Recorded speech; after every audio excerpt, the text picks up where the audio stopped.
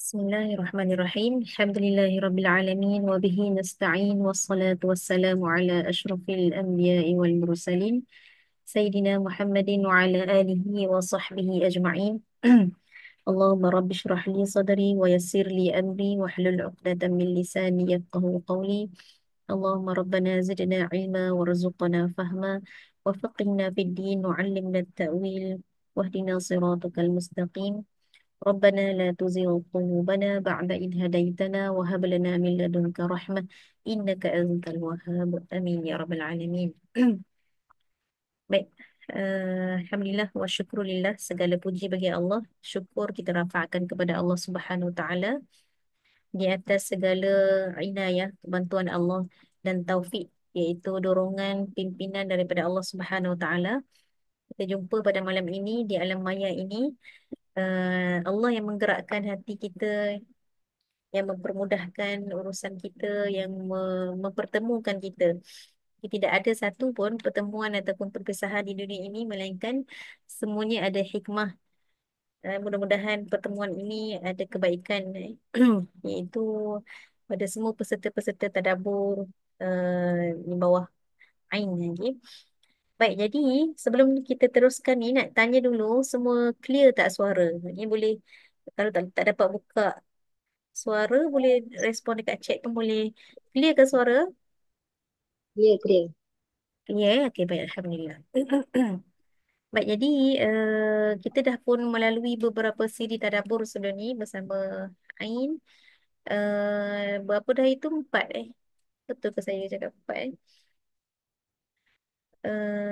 kita dah pun settle pertama suratul Fatihah. Ini surah Fatihah, surah yang paling penting sekali yang ajar kita selepas kita ma'rifatullah ke atas tu, kita boleh iyyaka na'budu. Ini kita boleh kita boleh menjadi seorang hamba Allah yang betul. Ini iyyaka na'budu maksudnya apa? Hanya kepada engkau kami menyembah dan tunduk. Dan bila kita nak sembah Allah, tentulah kita memerlukan bantuan Allah. Sebab tu kita sebut iyyaka nasta'in. Dan lepas tu banyak lagi perbincangan kita. So semua tu boleh ditengok di dalam tadabbur suratul Fatihah, ada rakaman tersebut.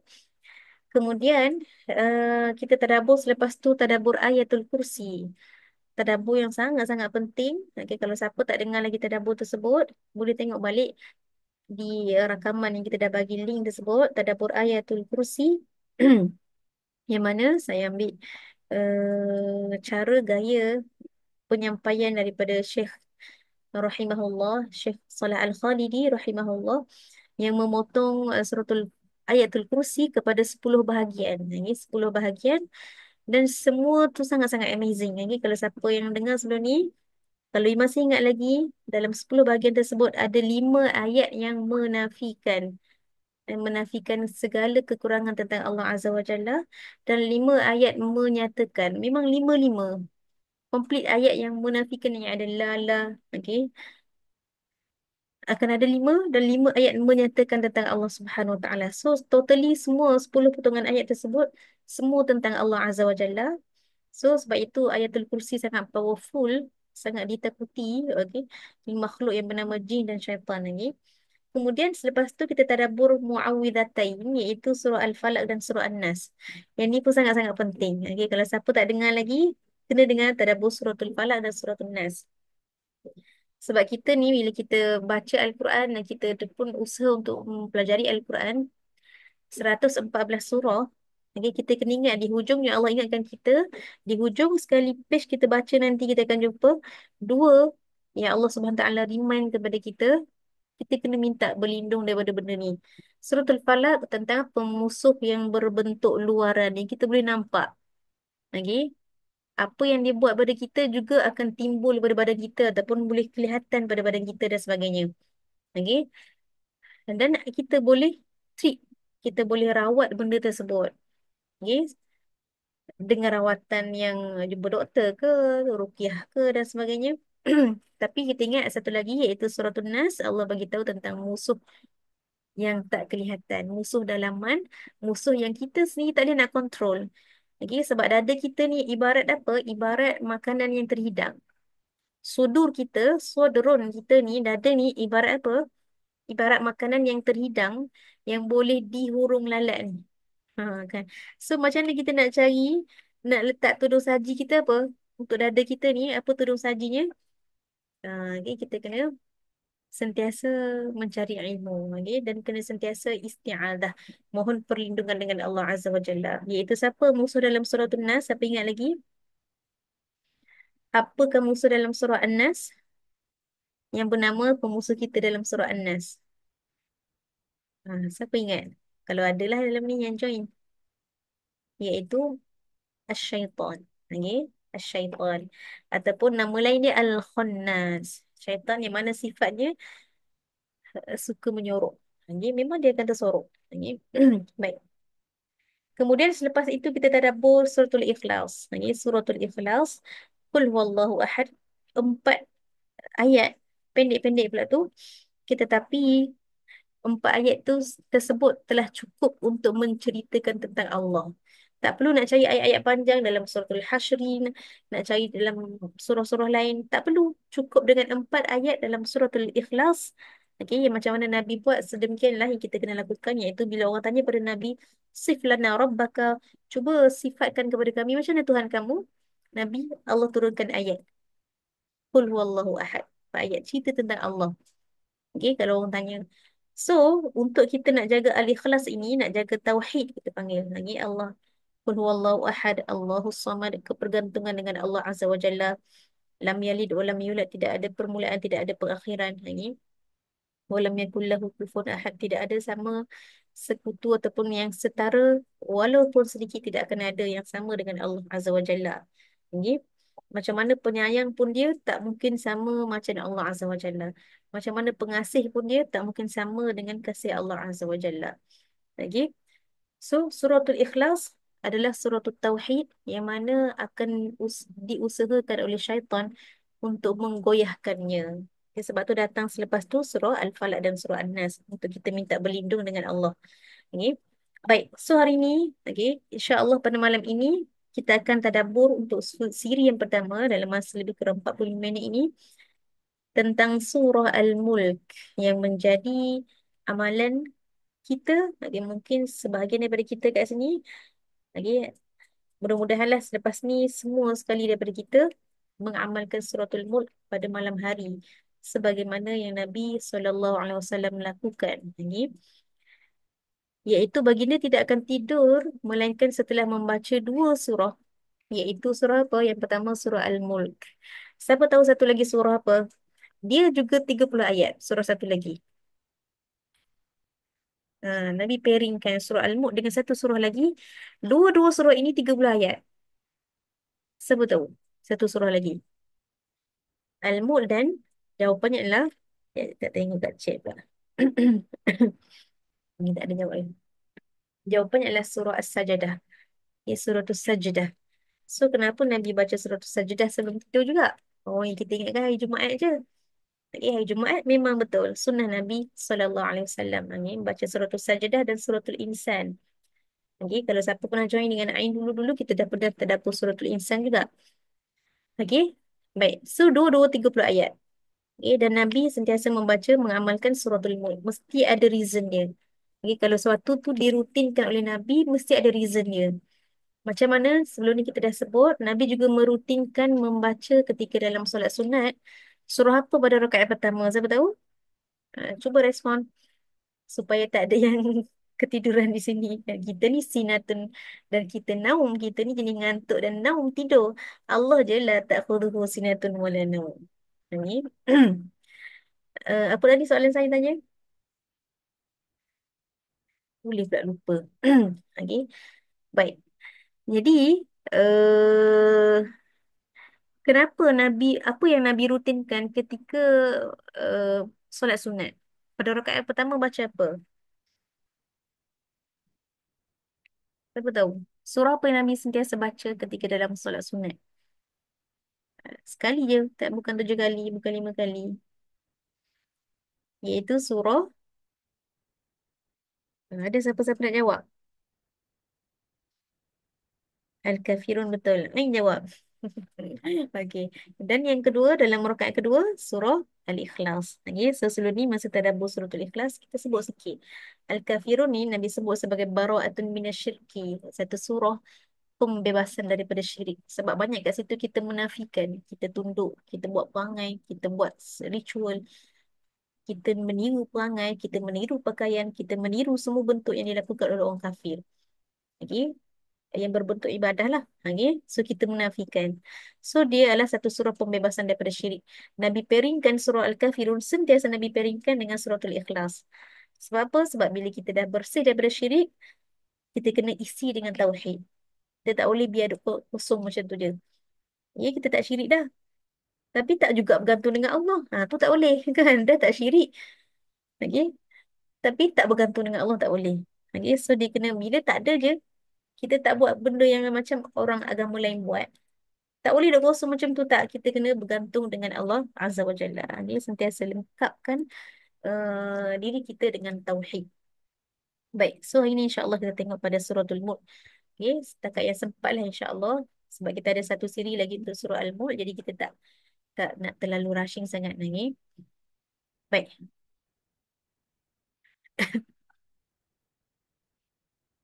okay, baik. So saya mengalu-alukan lagi saudara-saudari kat sini yang join pada malam ni. Buat nota, kongsikan lagi sebagai sebahagian daripada tuntutan kita bila kita belajar untuk apa, balighu anni walau ayah, sampaikanlah kalian semua okey daripadaku walaupun satu ayat. Ini walaupun kita hanya boleh sampaikan tentang tabaraka contohnya, sampaikanlah, okey, sampaikanlah. Baik, so tengok kat sini insya-Allah pada malam ini kita akan lalui beberapa checkpoint pada malam ni yang melibatkan tadabbur. Baik, semua ini yang ada huruf T kat depan ni adalah daripada tadabbur center lah. Ha, ni. So, saya juga terlibat dengan tadabbur center. Yang mana dia salah satunya adalah perkara pertama kita lakukan bila kita nak tadabbur Quran, kita kena tilawah. Kita dok pumpang-pumpang cakap tapi Quran tak baca langsung. Maka tu something yang ada kekurangan dalam penyampaian kita. So kita akan tilawah dahulu. Kemudian setelah itu kita akan lakukan terjemahan. Okay. Setelah terjemahan dan juga tafsir sebenarnya. T kat sini ada terjemahan dan tafsir sebenarnya. Cuma sebahagian orang dia tidak ada tafsir, maka yang dia boleh dapat adalah terjemahan. So buat terjemahan, jangan langsung bila tak ada tafsir, tak ada tak ada nak tengok makna langsung. Tak, kita ada terjemahan, tengok terjemahan. Kalau ada tafsir, Masya Allah, itu lebih baik lagi. Lagi. Baik, setelah itu barulah kita akan dapat mula tadabbur. Ini dan setelah tadabbur, maka jangan lupa kita ada satu lagi proses namanya tadakkur, iaitu refleks ayat tersebut. Namanya tadakkur. Jadikan ia sebagai reminder, daily reminder kita, weekly reminder kita, monthly reminder kita. Dan setelah itu kita tabligh, menyampaikan. Ini. Yang nombor 4, nombor 5 ini adalah sebahagian daripada tadabbur, iaitu bila kita tadabbur, kita lebih indah lagi bila kita dapat mengenal latar belakang surah tersebut. Okay. Baik. So, saya baca dahulu insyaAllah pada 5 ayat ini. Okay. Bismillahirrahmanirrahim. Tabarakalladzi biyadihil mulku wa huwa ala kulli syai'in qadir. الذي خلق الموت والحياة ليبلوكم أيكم أحسن عملا وهو العزيز الغفور الذي خلق 7 سماوات طباقا ما ترى في خلق الرحمن من تفاوت فارجع البصر هل ترى من فطور ثم ارجع البصر كرتين ينقلب إليك البصر خاسئا وهو حسير. Okay, so saya baca 4 ayat dahulu. Yang penting kita ada baca untuk dapat keberkatan ataupun barakah daripada ayat-ayat Allah Azza wa Jalla. Baik. So untuk bacaan ini, bila kita nak improve kita punya kefahaman pada ayat Quran, jangan lupa juga untuk improve pada bacaan kita ketika kita tilawatul Quran. Okay, so penting juga untuk semua kat sini, kita belajar juga untuk mempelajari bacaan Al-Quran. Sebab bacaan Al-Quran ni dia tak sama macam kita baca buku English apa tu. Nak pronounce apa tersuka hati lah kan. Nak baca read ke read ke. Okay. Uh, fragile ke, fragile ke kan. Terpulanglah kita kan. Tak ada impak apa-apa. Tetapi ayat Quran ni lain. Okay. Sebab dengan hanya sebut pun dah dapat pahala. Setiap satu huruf berjalan pahala pada kita. Sekurang-kurangnya 10 ayat. 10 pahala. Okay. So dia adalah salah satu bentuk ta'abbud. Iaitu salah satu bentuk ibadah. Okay. Yang mana kita dapat pahala dengan membacanya. Walaupun tak faham apa lagi. Apatah lagi baca dengan faham. Okay. So bila kita baca ataupun belajar tajwid, kita dapat improve bacaan. So bila bacaan kita improve, dia buat apa? Dia menambahkan keindahan Al-Quran. Okay. Baik. Contoh kat sini, saya bagi contoh. Okay. Biasa orang baca kat sini. Bila dia baca qol-qolah kat sini, liya ba'luwakum. Okay. Tapi bila dia belajar, sebenarnya qol-qolah kat sini, huruf ba ni dia akan baca dengan lembut saja. Kita tak baca liya ba'luwakum. Tak. Kita baca liya-beluwakum, be saja. Bi-i-be, bukan be. Okey. Ni sab'a sama tak? Kita baca sab'a. Ringan sangat. So itu bila kita belajar, insya-Allah kita tahu. Tapi kalau siapa tak belajar, dia hanya masa kecil dulu saja, maka dia akan kekal dengan sab'a samawat. Okay. So nak bacaan yang cantik, bacaan yang langsung tak putus bacaan tersebut, melainkan bila wakaf saja, maka tu kita kena belajar tajwid. Okay. Baik. So tadi saya tilawah. Baik, kita tengok pula makna dia insya-Allah. Maha berkat serta maha tinggilah kelebihan Tuhan yang menguasai pemerintahan dunia dan akhirat. Dan memanglah dia maha kuasa atas setiap sesuatu. Dialah yang telah mentakdirkan adanya mati dan hidup untuk menguji dan menzahirkan keadaan kamu. Siapakah di antara kamu yang lebih baik amalnya, dan dia maha kuasa membalas amalan kamu, lagi maha pengampun bagi orang-orang yang bertaubat. Dialah yang telah mengaturkan kejadian 7 petala langit yang berlapis-lapis. Engkau tidak dapat melihat pada ciptaan Allah yang maha pemurah itu sebarang keadaan yang tidak seimbang dan tidak munasabah. Jika engkau ragu-ragu, maka ulangilah pandanganmu itu. Dapatkah engkau melihat sebarang kecacatan? Kemudian ulangilah lagi pandanganmu berkali-kali, nescaya pandanganmu itu akan berbalik kepadamu dengan hampa daripada melihat sebarang kecacatan. Sedang ia pula berkeadaan lemah lesu kerana habis tenaga dengan sia-sia. Dan demi sesungguhnya kami telah menghiasi langit yang dekat pada penglihatan penduduk bumi dengan bintang-bintang, dan kami jadikan bintang-bintang itu punca rejaman terhadap syaitan-syaitan. Dan kami sediakan bagi mereka azab neraka yang menculang-culang. Baik, tu kita dah baru baca terjemahan sahaja. Okay. Siapa yang mana dia, apa kita panggil, dia sentiasa amazed dengan Al-Quran. Dia baca Al-Quran pun dia dah merasa bulu roma naik. Bila dia baca terjemahan lagi naik. Kita sebut taqsya'irru minhu juludul ladina. Orang-orang yang beriman ni bila dia sentuh Quran ni, dia rasa something yang berbeza. Dia lain. Setengah orang dia tak ada rasa apa-apa. Lagi kosong je. Tapi orang yang beriman ni, sebab apa? Sebab dia pegang je Quran, dia tu dalam pandangan mindset dia, ni bukan buku biasa-biasa. Bila dia buka sahaja, dia dah dalam kepala dia, aku sedang nak baca ayat-ayat Allah. Bukan kata-kata manusia, bukan kata-kata orang biasa-biasa. Kita sebut kata-kata Mandela, apa Mandela. Dr. Mahathir begitu dah kagum contohnya kan. Kita bawa pandangan apa Neil Armstrong lah apa semua tu, kita pun dah rasa macam hebat. Powernya dapat sangat-sangat knowledgeable. Okay? Tapi sekarang kita nak membaca kata-kata Tuhan kita. Ni maka ia suatu yang amazing. Lepas tu bila dia baca saja, subhanallah, dia akan merasai satu perasaan yang berbeza. Lagi Adik, lagi dia baca makan kan? makna-makna tersebut. Okey. Baik. Kat sini latar belakang surah. Okey, sebelum kita nak masuk tadabbur. Yang pertama tadi 30 ayat. Okey. Dan dia turun pada fasa Makkiyah. Apa maksud fasa Makkiyah? Apa kesan dia bila kita tahu tentang fasa tersebut? Fasa Makkiyah adalah satu fasa Islam masih berada di bawah. Umpama baby-baby kecil lagi. Ya. Okey, jadi bila bayi-bayi kecil ni apa yang berlaku pada dia?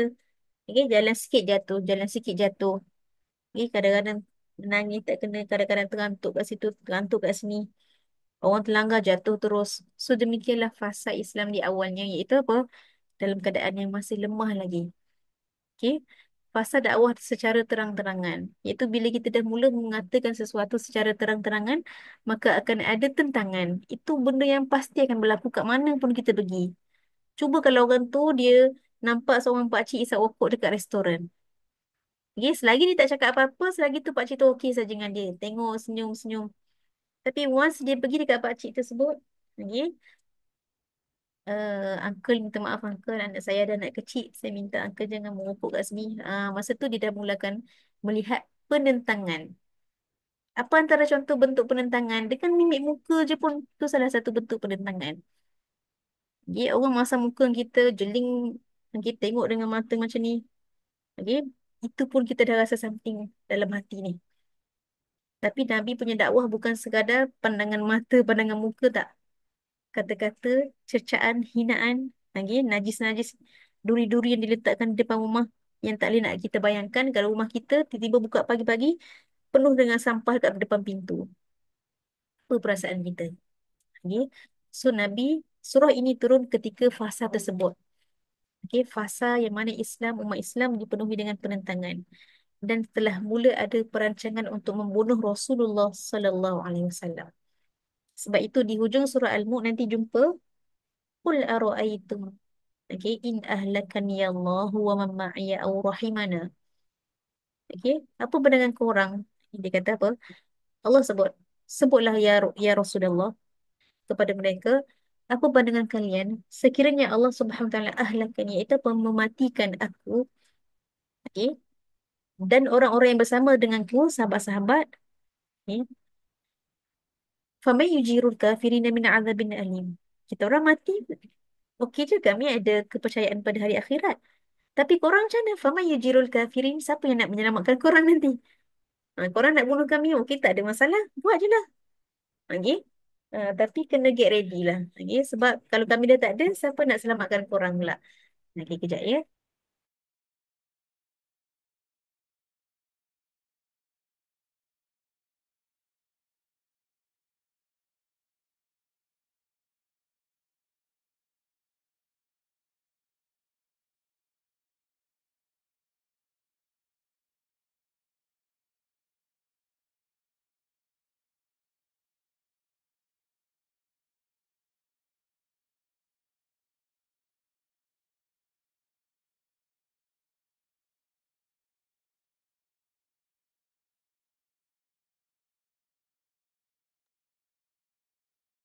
Maaf ya, tergendala sekejap. Biasalah ada baby.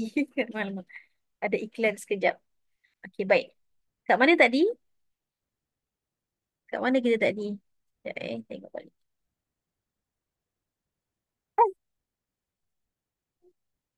Okey. So tadi kita kita tentang apa tadi kita cerita tadi? Tentang suasana penurunan surah. Supaya kita dapat gambaran surah ni turun dalam keadaan yang harmoni ke dalam keadaan yang getir sebenarnya. So surah ini turun ketika suasana getir. Ya, suasana tak mudah kepada Nabi dan para sahabat. Ya, sebab itu surah ini dia punya tone, okay, dia punya tone adalah tone warning ataupun amaran. Okay. Okay. So saya tutup video dahulu sebab saya usulkan maybe. Oh, jangan bising lah. Okay. Baik, kemudian nama surah. Nama yang kita tahu Al-Mulk lah, kerajaan. Okay. Tapi kita kena juga tahu iaitu nama lain adalah Tabaraka. Okay. Kalau kita dengar orang kata surah Tabaraka, itu tahulah tu. Sebab dalam Quran ada lagi Tabaraka yang lain. Tabarakalladzi nazzala al-furqana, iaitu surah Al-Furqan pun ada. Tapi kalau orang sebut surah Tabaraka, itu maksudnya apa? Surah Al-Mulk. Okay. Baik, kemudian apa lagi nama dia, iaitu Al-Mani'ah. Al-Mani'ah yang bermakna apa? Mana'a iaitu halang, hadang. Okay. So Al-Mani'ah iaitu penghalang, penghadang. Dan juga Al-Munjiyah daripada perkataan najah. Najah maksudnya selamat. Dalam Quran banyak. Fa'anjainakum, contohnya Allah sebut. Najaina. Okay. Najaina maksudnya apa? Kami telah menyelamatkan. So Al-Munjiyah berarti penyelamat. Ini semua nama-nama surah. Nama-nama dia pun dah bagi tahu pada kita apa dia punya fadilat. Okey. Baik, so fadilat ni antaranya adalah syafaat kepada temannya. Jadi kita tengok hadis tersebut. Kemudian dibaca oleh Rasulullah Sallallahu Alaihi Wasallam pada setiap malam. Tadi saya dah sebutkan sedikit tadi dengan surah As-Sajdah sekali. Okey.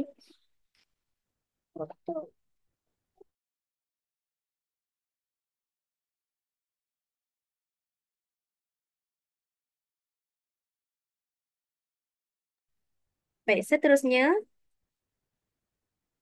Okay, baik. Ini antara hadis berkenaan dengan surah tadi. Okey. Sabda Rasulullah Sallallahu Alaihi Wasallam dalam satu hadis yang sahih diriwayatkan oleh Ibn Majah. Katanya apa? Inna suratan fil Qur'anil Karim. Inna suratan fil Qur'an. Okey. Sesungguhnya ada satu surah fil Qur'an di dalam Al-Quran 30 ayat, 30 ayat. Spesifik Nabi sebut 30 ayat. Tapi ada lagi surah lain 30 ayat. Okay, so nak kena detailkan sedikit. Syafaat. Kenapa dengan surah itu? Syafaat li sahibiha. Okey. Pasti syafaat. Okay, dalam bahasa Arab ni kita sebut ini adalah fi'il madhi. Tapi benda ni tak berlaku lagi. Syafaat ni tak berlaku lagi.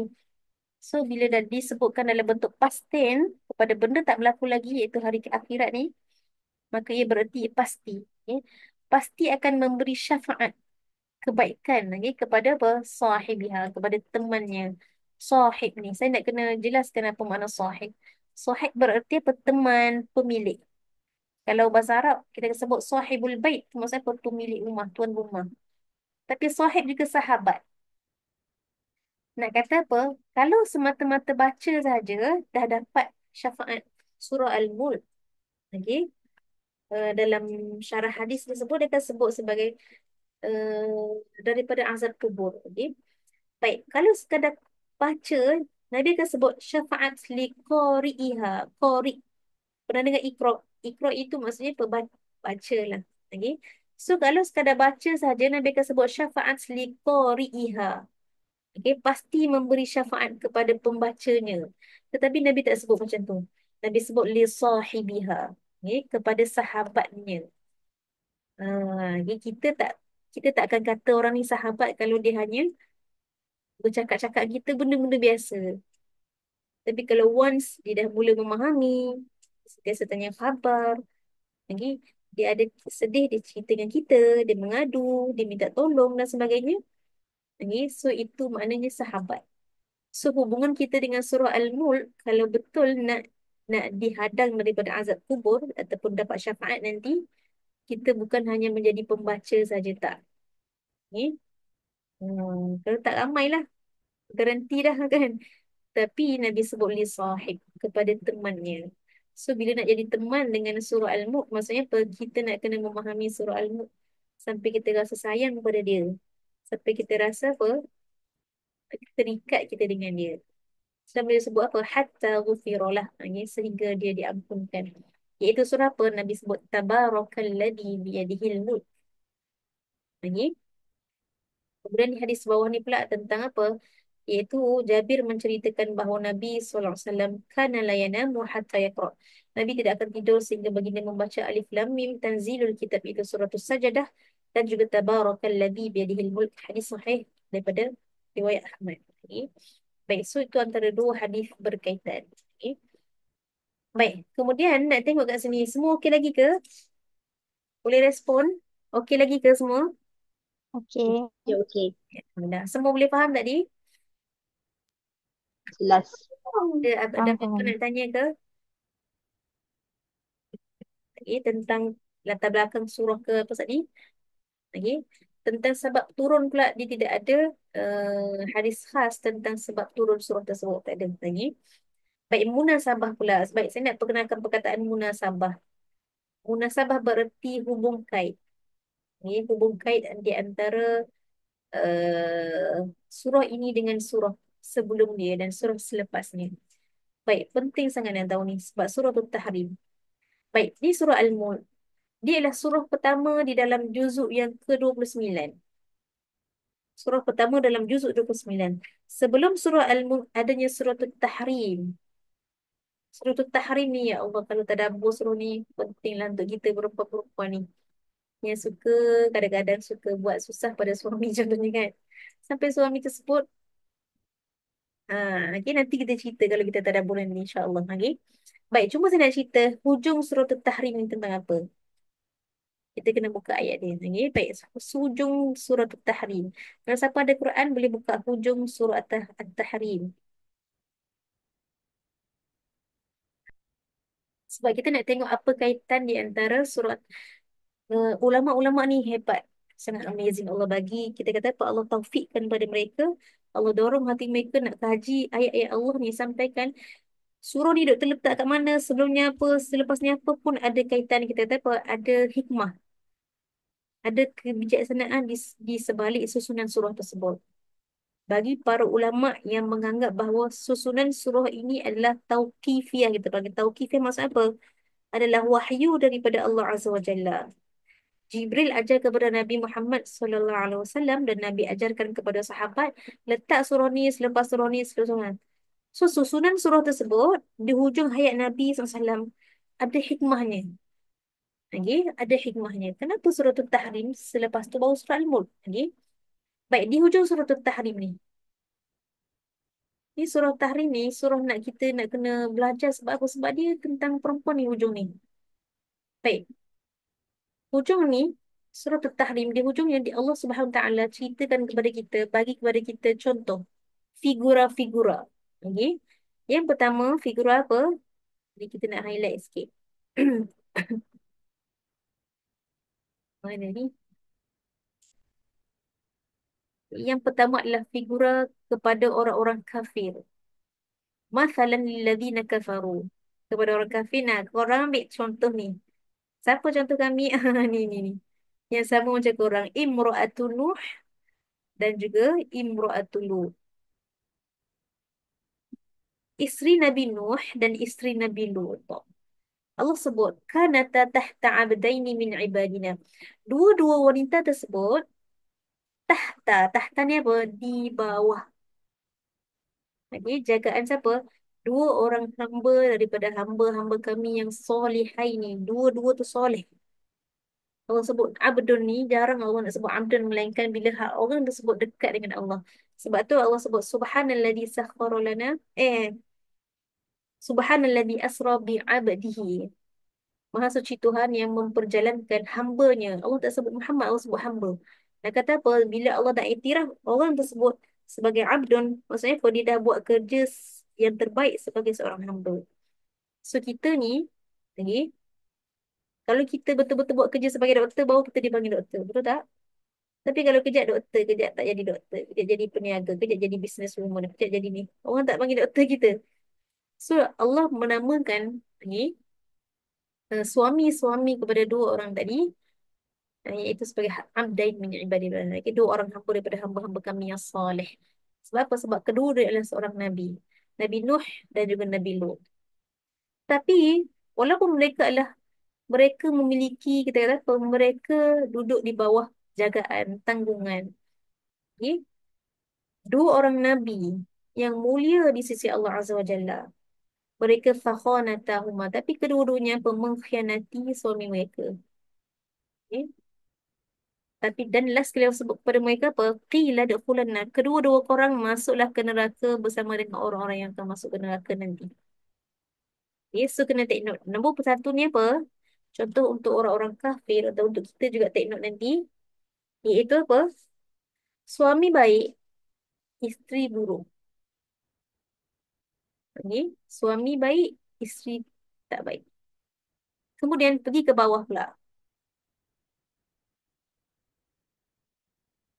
Okay? So yang pertama tadi, suami baik tapi isteri kufur.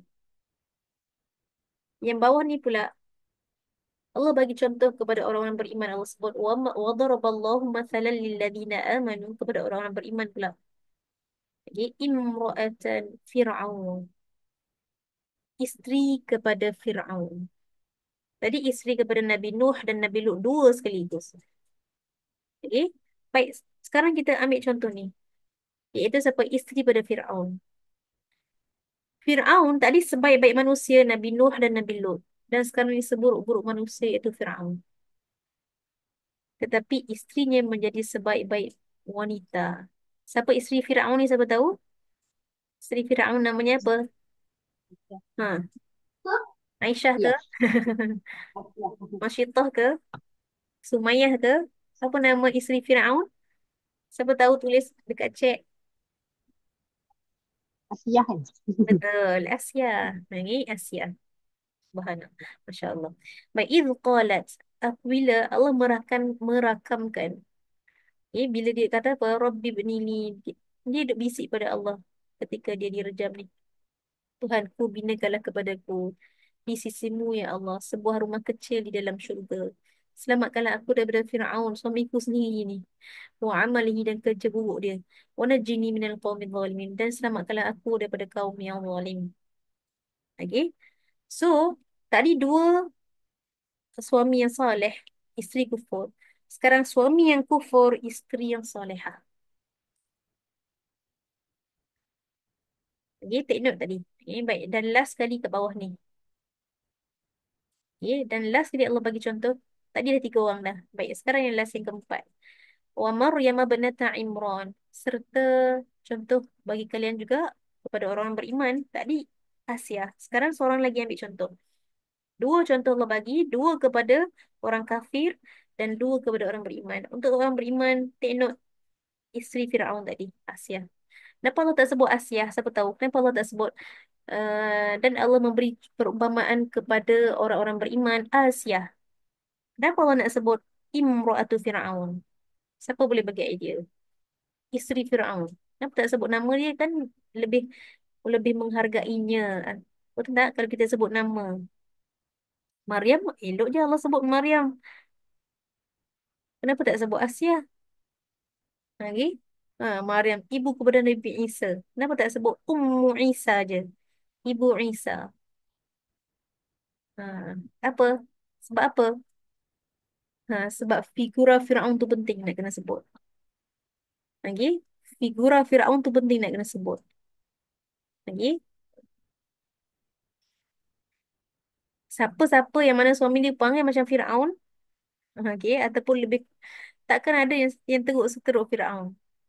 Okey, tak boleh, tak, benda tersebut tak sepatutnya menghalang dia untuk jadi sebaik-baik wanita seperti Asia. Sebab Asia boleh survive, beriman walaupun di bawah kuasa suaminya Firaun, seburuk-buruk manusia ketika itu. So, kalau siapa-siapa yang nak bagi alasan lagi, suami dia sangat-sangat tak supportive bab agama ni.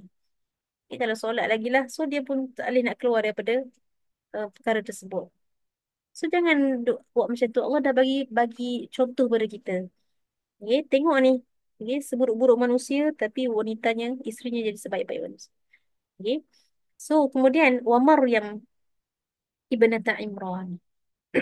Okay. So, contoh lagi satu seorang iaitu Maryam, anak kepada anak anak perempuan kepada Imran, allati ahsanat farjaha, yang mana dia memelihara kemaluannya. Fanafakhna fihi min ruhina, lalu kami tiupkan kepadanya dalam rahimnya min ruhina, daripada ruh, okay, wasadaq, iaitu Nabi Isa alaihissalam. Baik, nak kata apa? Yang mula-mula suami baik dua, isteri kufur. Yang kedua suami kufur, isteri baik. Yang ketiga tak ada suami, tak ada siapa-siapa pun yang tolong, yang kata apa, kontrol dia, yang tanggung dia, tak ada apa-apa, dia single. Okey, tapi dia jadi wanita terbaik juga. So kalau siapa-siapa yang belum direzekikan keluarga, yang tak ada suami, jangan rasa jadi tak boleh nak jadi sebaik-baik wanita. Tidak, tak ada Maryam jadi sebaik-baik wanita. Walaupun tidak ada, kita kata tak ada suami soleh, dia tak ada siapa-siapa yang kontrol dia, tak ada nak mengajar dia dan sebagainya, tapi dia menjadi sebaik-baik wanita. Baik, so surah Tahrim di akhirnya tadi tentang empat tadi contoh wanita tadi. Okey. Al-Mulk tadi kita sebut kerajaan.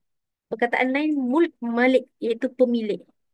So surah Tahrim ni, okay, di hujungnya nak kata apa? Kita kadang-kadang ni, okay, kita rasa ni milik kita. Okay. Orang ni milik kita. Ataupun kita dimiliki oleh sesuatu. Sampai kita terbatas pada kita sesuatu. Okey. Tetapi surah Tahrim ajar kita, apa tadi? Macam mana engkau memiliki sesuatu pun, engkau bukan betul-betul boleh mengawalnya. Okey. Tadi suami tadi, dua suami yang soleh. Okey. Yes, dia memiliki isterinya melalui mahar tadi. Dan melalui perkahwinan dengan akad kahwin, dia memiliki isterinya. Tapi dia bukan betul-betul memiliki isterinya. Sebab apa? Buktinya apa? Dua isterinya tadi kufur. Macam mana soleh pun dia, macam mana hebatnya dia menanggung keluarga, menguruskan keluarga, tetapi bukan dia yang memiliki hati isteri dia, tak. Kemudian yang tak di bawah tadi, macam mana berkuasa pun Firaun, mungkin macam mana powerful pun Firaun, tentera dia punya dah banyak, kerajaan dia punya dah hebat, tapi dia tidak memiliki Asiah sebenar-benarnya. Asiah boleh bebas daripada dia. Boleh beriman, lagi dah kufur dengan Firaun tadi. Dan tengok Maryam pula. Tak ada benda kontrol dia, tak ada benda pun yang memiliki dia, dan dia tahu dia dimiliki oleh siapa. Siapa pemilik Maryam, iaitu Allah Azza wa Jalla. So dia beriman, dia tunduk kepada pemiliknya. Okay? So surah Tahrim. So datang selepas tu Allah cerita apa? Baik, tadi kamu dah tahu sikit contoh tentang pemilikan. Sekarang kena tahu sebenarnya semua tersebut sedang berada dalam siapa? Kerajaan Allah Azza wa Jalla. Dia bukan duduk di bawah kuasa suami dia, bukan duduk di bawah tekanan suami dia, tak. Semua berada di bawah Allah Azza wa Jalla. So surah Al-Mulk, kerajaan Allah.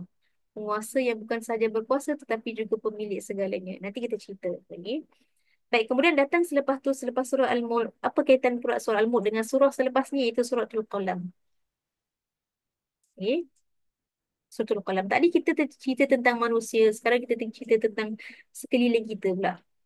Dalam suratul Qalam, kita akan tengok ada kisah tentang pemilik kebun Ashabul Jannah.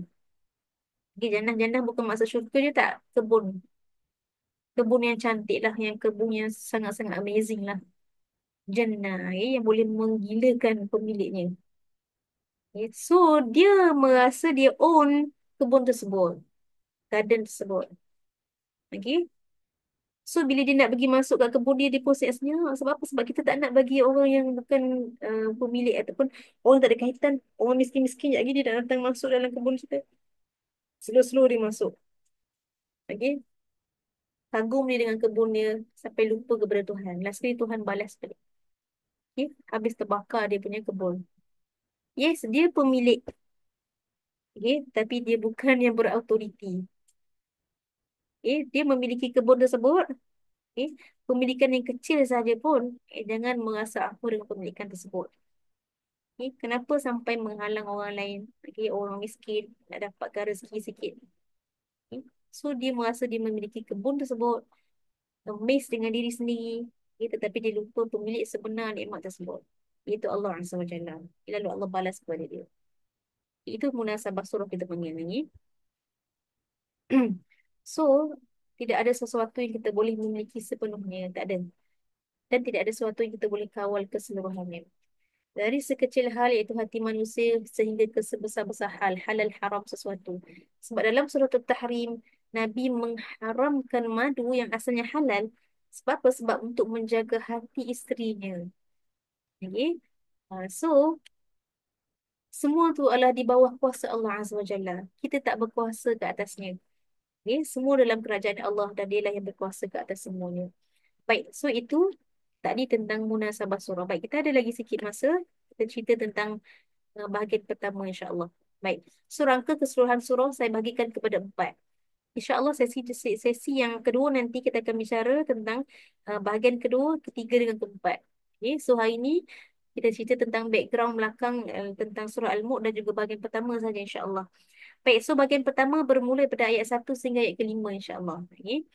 Uh, kat sini saya tulis sikit kenal mulk Allah, iaitu kita kena mengenali kerajaan Allah Azza wa Jalla.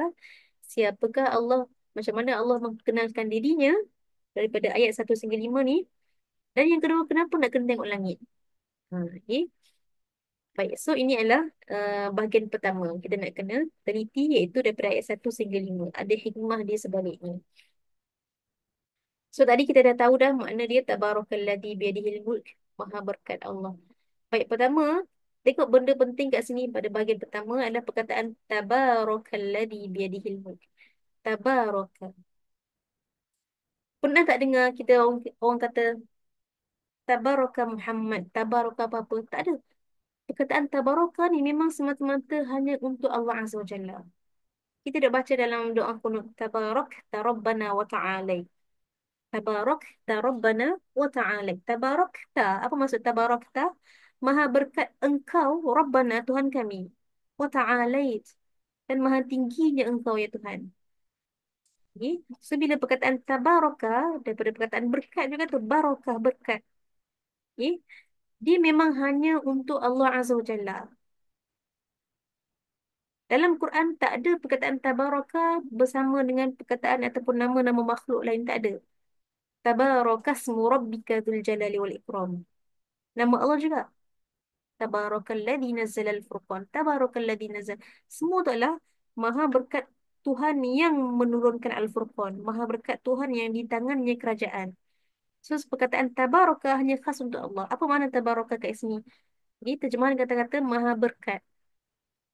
Ini maha ta'azama, iaitu maha sentiasa agung. Maha suci dan sebagainya. Cuma saya nak beritahu perkataan tabaraka daripada perkataan berkat tadi kita kata. Apa maksud berkat? Berkat. Berkat bererti ziyadatul khair, iaitu bertambahnya suatu kebaikan. Okay? Dan konsisten berlaku kebaikan tersebut. Bertambah dan berterusan. Dia bukan bertambah, lepas tu tak ada hilang terus. Tak. Berkat maksud apa? Bertambah dan berterusan. So, bila tabaraka maksud apa? Semua, bila dengan Allah saja, semua akan bertambah kebaikan dan akan berterusan kebaikan tersebut. Okay? Berkat, bila kita sebut nama Allah, sebelum ni kita pernah tadabbur surat Al-Fatihah, Bismillahirrahmanirrahim. Apa keberkatan bila kita sebut Bismillahirrahmanirrahim pada permulaan setiap benda yang kita lakukan? Kita bukan semata-mata dapat manfaat daripada apa yang kita lakukan tersebut. Contohnya kita masak. Contohnya kita minum air contohnya. Okay?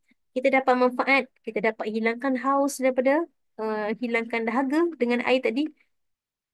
Okay? Dan kita juga dapat manfaat untuk akhirat kita. Sebab apa? Sebab kita membaca Bismillahirrahmanirrahim.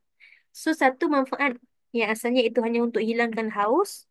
Tetapi disebabkan nama Allah Azza wa Jalla, kita dapat manfaat yang lebih dan konsisten di akhirat. Iaitu apa? Dapat pahala ke akhirat nanti. Orang lain yang tak ada baca Bismillah, dia dapat satu manfaat. Dunia. Hilang haus. Tetapi orang yang baca Bismillah, dia dapat manfaat dunia, dapat dan juga manfaat dekat akhirat. Itu makna tabarakah. Maksudnya apa? Kebaikan tersebut bertambah lebih baik, lebih banyak daripada orang lain. Dan dan ia akan berterusan ada. Once Allah dah catat pahala tersebut, kekallah dia kat situ.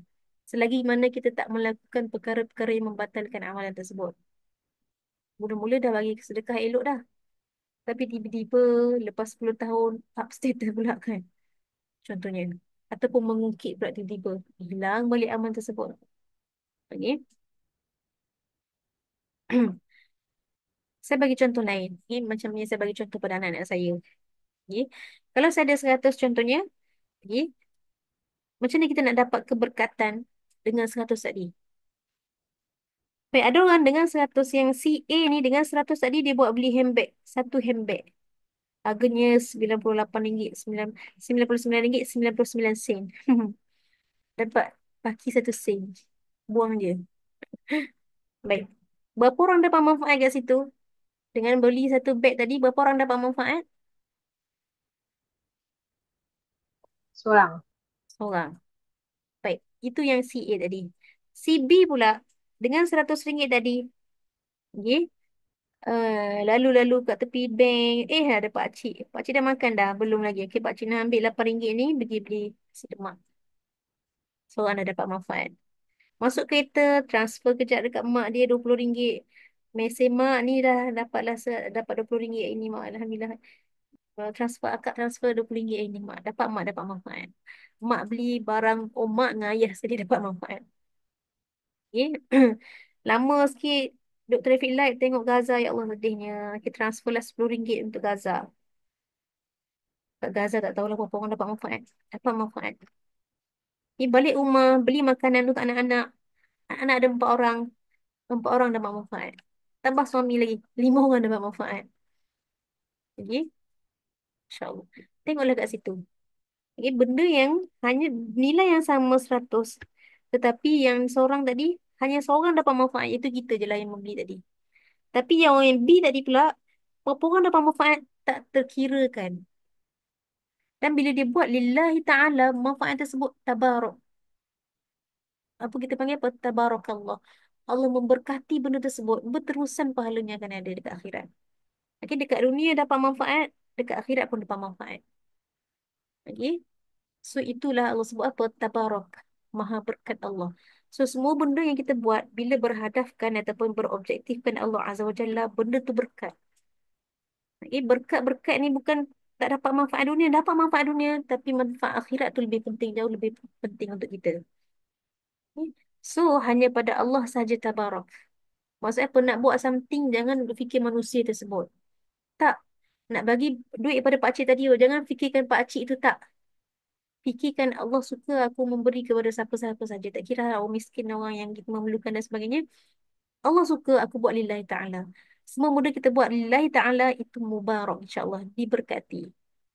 Quran Allah sebut mubarakun. Wahada kitabun anzalnahu mubarakun. Ini nama kitab Allah. Mubarakun. Lagi apa maksud mubarakun? Dipenuhi dengan keberkatan. Baca dia dapat pahala setiap satu huruf. Lagi, faham pun dapat amalan, dapat keberkatan juga kat situ. Lagi, tiba-tiba kita guna ayat Quran untuk ruqyah pula, dapat manfaat pula, dapat syifa pula. Ini bertambah-tambah keberkatan, kita kata. Maka nak cari kemuliaan, nak cari ketenangan, nak cari something, apa pun nak cari benda yang berterusan, maka carilah dengan Allah Azza wa Jalla. Jangan cari benda lain. Jangan duk cari tangkal-tangkal, jangan duk cari tok syih, jangan duk cari siapa-siapa, tak. Minta keberkatan ilmu ke, minta keberkatan rezeki ke, minta keberkatan zuriat dan sebagainya, mintalah dengan siapa? Pemiliknya, iaitu Allah Azza wa Jalla. Sebab apa? Sebab Allah dah namakan dia Tabarakalladzi biyadihil mulk. Okay? Dan penting kat sini perkataan biyadihil mulk, di tangannya kerajaan. Kenapa Allah guna biyadihil mulk, di tangannya kerajaan?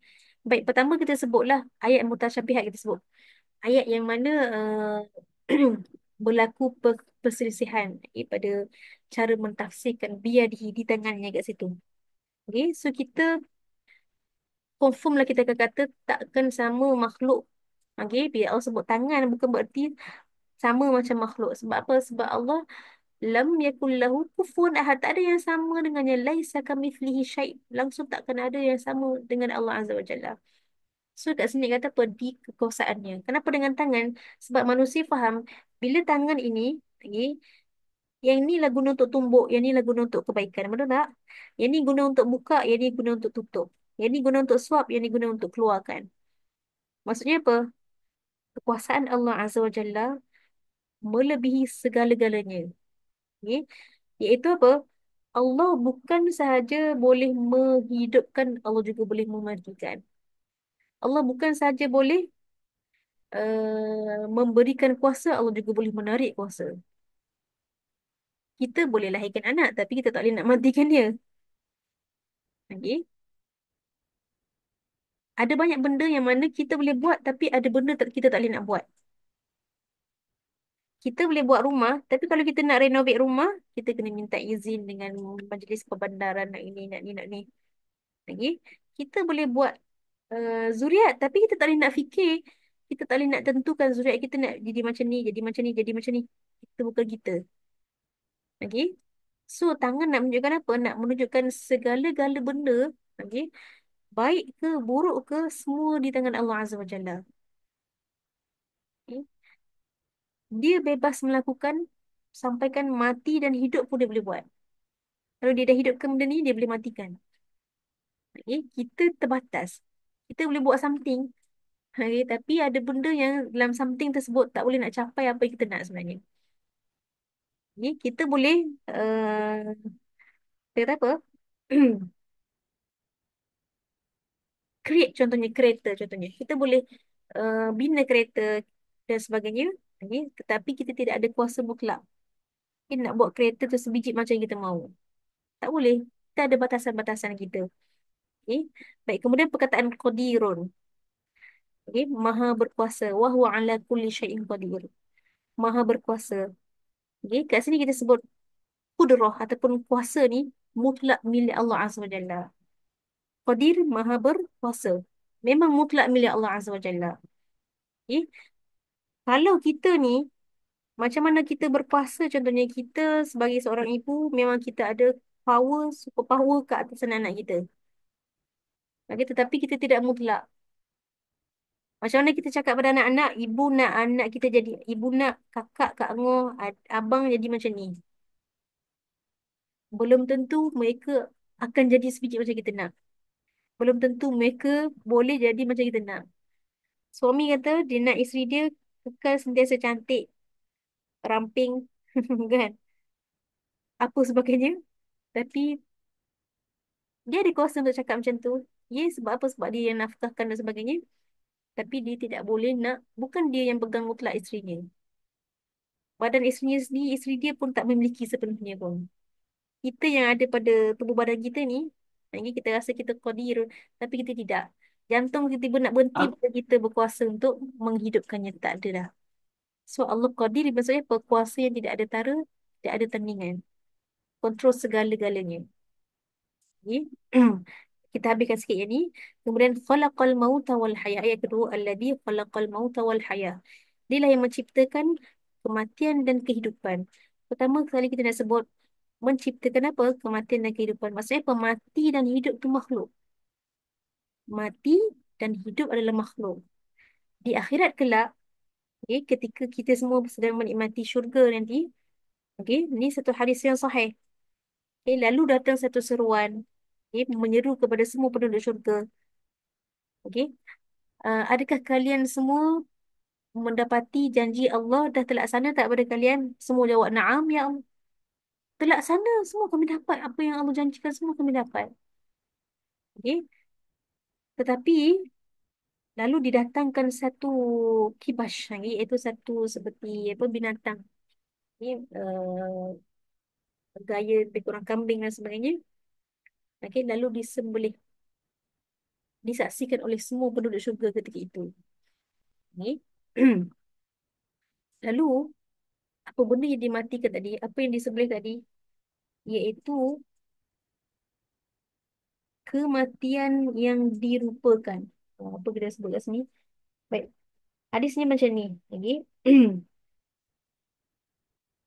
Yu'ta bil mauti fi surati kabashin, iaitu didatangkan kematian dalam bentuk kabasy, kibas tadi ni, iaitu lebih kurang kambing macam tu. Amlah wa yudbah, dan ia disembelih. Thumma yunada, lalu diseru, wahai ahlul jannah. Okay, kematian dah pun dihapuskan. So ahli syurga tengok, ya tak ada kematian dah. Maksudnya apa? Kita tak akan jumpa mati dah lepas ni. Sebab mati dah Allah dah hapuskan. Allah yang ciptakan, Allah yang menghapuskannya juga. Khuludun bila maut. Bersorak ahli syurga. Nak sebut apa? Kita akan kekal dalam ni. Takkan ada lagi kematian selepas ini. Dan ahli neraka juga, benda yang sama berlaku pada mereka. Diperlihatkan kibas tadi, iaitu kematian dalam bentuk kibas tadi. Lalu disembelih, menangislah mereka kesedihan. Sebab apa? Tidak akan ada kematian lagi selepas ni. Maksudnya apa? Kita akan terus berada di dalam neraka. Nak kata ada kehidupan pun tak ada, kematian pun tak ada dalam neraka. Hidup apa dalam keadaan terseksa, betul tak? Okey. Baik, kenapa mati dahulu baru kehidupan? Kenapa Allah sebut kematian baru kehidupan? Sedangkan kita hidup baru mati, betul tak? Hatta perkataan macam ni pun dibincangkan oleh para ulama tafsir. Kenapa disusun dahulu khalaqal maut dahulu baru hayah? Pertama antaranya adalah kerana benda ini yang selalu dilupakan oleh manusia, itu apa? Kematian. Dan Nabi sebut, perbanyakkanlah akfiru min dzikri hadimil ladat. Banyakkanlah untuk mengingati benda yang boleh menghapuskan kelazatan. Itu apa? Kematian. Itu salah satunya. Yang kedua nak sebut apa? Dunia ini sebenarnya adalah al-maut. Dunia belum betul-betul kehidupan sebenarnya. Kalau nak kehidupan yang sebenarnya adalah al-akhirah. Kehidupan akhirat nanti. Itu antara tafsiran yang kedua. So yang pertama tadi, tafsiran pertama iaitu apa? Kerana manusia kurang mengingati mati. So Allah sebut supaya apa? Supaya kita fikir mati, maka kita akan fikir apa kita nak kena buat sebagai persediaan kepada kematian. Lepas tu barulah jumpa al-hayah, iaitu akhirat. Baik, kemudian Allah sebut dia berluakum untuk menguji. Okay? Baik, selagi ada kehidupan, selagi itu akan ada ujian. Selagi ada kehidupan dan kematian, selagi itu akan ada ujian. Okay? Kita umpama orang yang duduk di dalam dewan peperiksaan. Setiap hari kita duduk dalam dewan peperiksaan. Tak ada sehari, tak ada saat pun yang mana kita tak duduk dalam dewan peperiksaan. Okay? Contohnya esok. Okay? Ain tengok ada anak bergaduh. Ujian Ain ketika itu apa? Contohnya dalam soalan peperiksaan. Bayangkanlah kalau kita dalam bentuk soalan. Ujian Ain ketika itu apa? Afi dan Kharijah saling menarik-narik rambut. Menumbuk-numbuk pipi kan contohnya. Apakah tindakan Ain? A. Merotan kedua-duanya sambil mengata dan sebagainya contohnya. Mencarut, mencaci. B. Lagi tarik nafas yang panjang, bersabar, bagi nasihat. Bertiga, mendera dan sebagainya. Mana yang Ain pilih? Apa yang Ain kena buat? Pilih. Betul tak? Pilihlah A ke B ke C, terpulang. Bebas tak nak buat pilihan? Bebas tak nak buat pilihan. Allah bagi free choice tak pada kita di dunia ini? Free choice. Dan kita pun ada multiple choices dalam ujian kita. Bebas nak buat pilihan mana A ke B ke C, betul tak? Berdasarkan kita sendiri. Tapi kalau orang tu study betul-betul, dia akan jawab B tadi, betul tak? Tapi kalau dia malah fikir, aku malah fikirlah benda-benda macam ni. Dia pun main hentam je A ke C ke, pergi dera anak dia contohnya. Tapi kita kena ingat, nanti kita memang bebas nak jawab apa pun, nak bulatkan jawapan mana pun. Tetapi ada skema jawapan tak?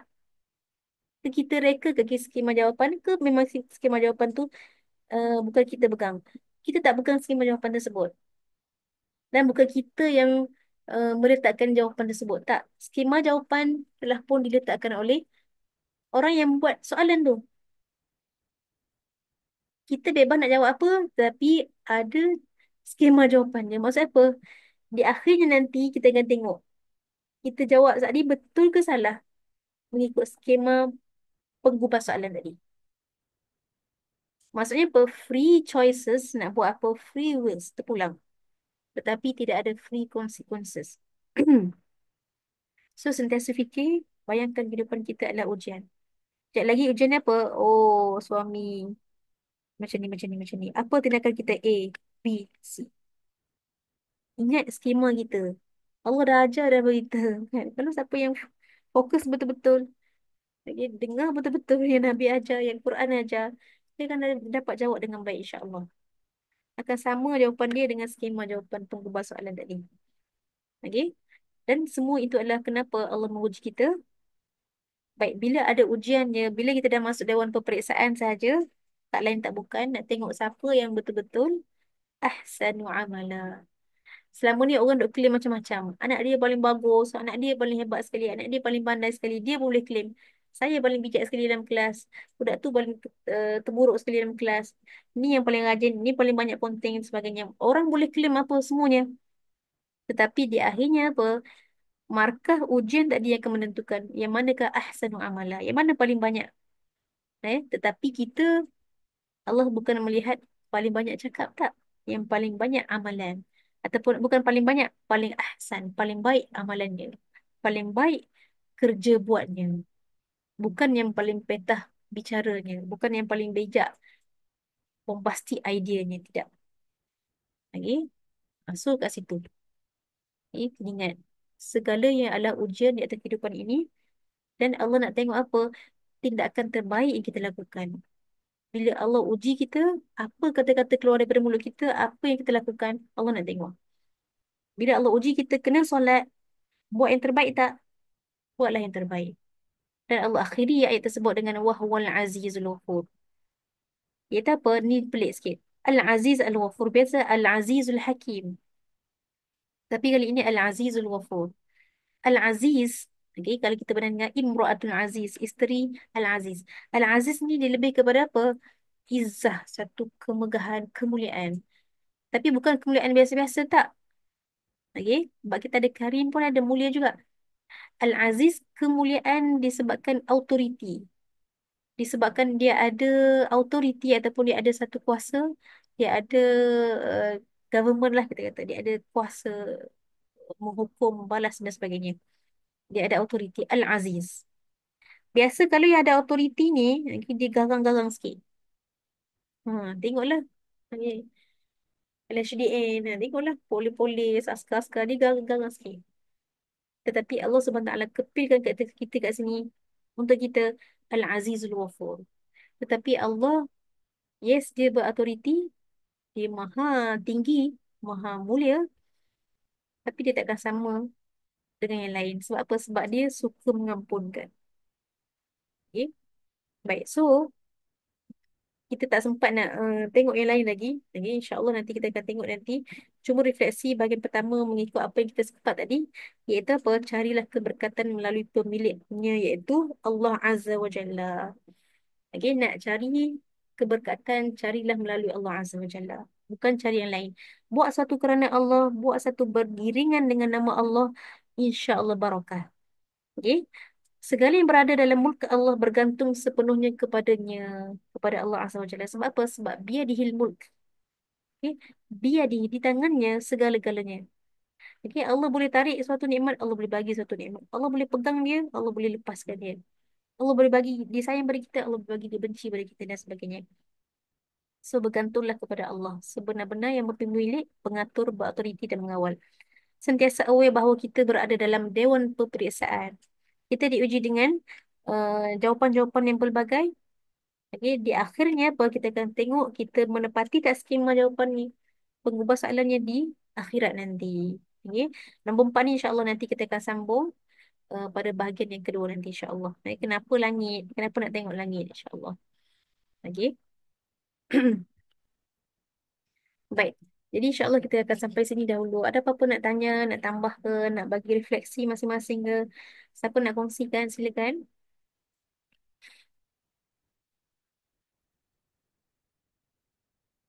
Ada apa-apa nak tanya ke ataupun nak tambah? Ada nak buat kesimpulan tak? Siapa-siapa yang bijak sana kat sini, bijak sini, nak buat kesimpulan daripada kita punya muhadarah hari ni, malam ni. Ahlan wa sahlan, tafadhal. Ini dialu-alukan insyaAllah. Baik, kalau tak ada, okay, sampai sini dah dahulu untuk kita. Okay. Teruslah beramal dengan apa yang kita tadabbur tadi. Okay. Allah menuntut kita bila kita dah belajar untuk kita beramal. Ini mudah-mudahan Allah permudahkan, beri taufik kepada kita insya-Allah. Okay, jadi sampai sini dahulu insya-Allah kelas kita pada malam ini. Yang baik daripada Allah Azza wa Jalla, yang kurang itu daripada saya sendiri. Barakallahu fikum. Kita tutup dengan tasbih kafarah dan surah Al-Asri. Subhanakallahumma wa bihamdika nashhadu an la ilaha illa anta nastaghfiruka wa natubu ilaik. Bismillahirrahmanirrahim. Wal 'asri innal insana lafi khusr illa alladhina amanu wa 'amilus solihat wa tawasaw bil haqq wa tawasaw bis sabr. Jumpa lagi insya-Allah. Assalamualaikum warahmatullahi taala wabarakatuh.